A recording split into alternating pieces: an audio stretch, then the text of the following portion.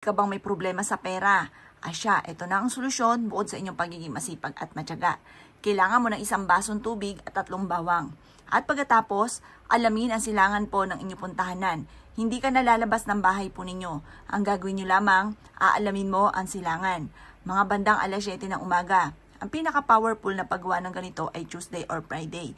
Pero kung kailangan mo na ng pera, ay gawin mo na ito.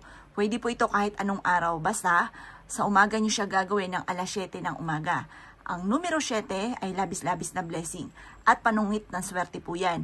Kaya kailangan sa mga ganyang oras nyo siya gagawin. Ito po ay gagawin nyo lamang ng pasikreto na walang kahit sino man ang nakakailam. Kasi minsan may mga pagkakataon na nalalaman ng iba kumukontra. Kaya nasasayang yung effort ninyo dahil may mga kumukontra. Kaya mas mainam ay walang kukontra. Kaya huwag nyo na ito ipaalam kahit kanino. Kumuha ka po ng 1 basong tubig at 3 bawang.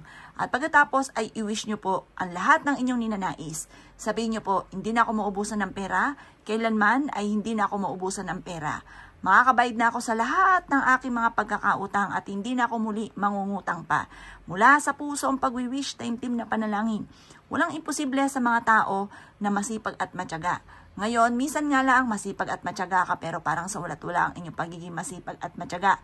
Kaya diyan papasok ang ating mga pampaswerte. Ito pa mga bossing ko, 1 linggo hanggang 2 linggo ay makikita nyo may sisibol sa bawang po ninyo mga bossing. Ngayon pa mga bossing ko, mas mainam na kapag ito ay humabahaba na ng sibol, itatanim nyo siya sa lupa. At sabihin nyo habang tinatanim nyo sa lupa, simula na ito ng pag-asenso ko at kailanman hindi na ako mamumblema tungkol sa usapin ng pera. Maraming pera araw-araw ang darating sa akin. Makakamit ko ang lahat ng aking mga pinapangarap. I-wish nyo na ang lahat ng gusto po ninyo. Pagtapos ka na mag-wish, ito po hihipan nyo ng 3 beses ang tubig. At pagkatapos, ibilad nyo lang siya, ilabas nyo po siya. Sa may silangan, ibibilad nyo po siya sa liwanag na sinag ng araw. Pagtapos na po ng alas 8 ng umaga, kunin nyo siya at ilagay sa likod ng pintuan ng main door. Ang dulot ito ay napakaswerte.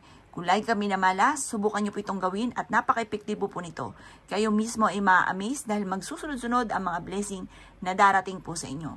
Kaya ako'y kinaniwala at naisyo po itong gawin. Ay siya mga boss. Good luck po sa inyo po lahat.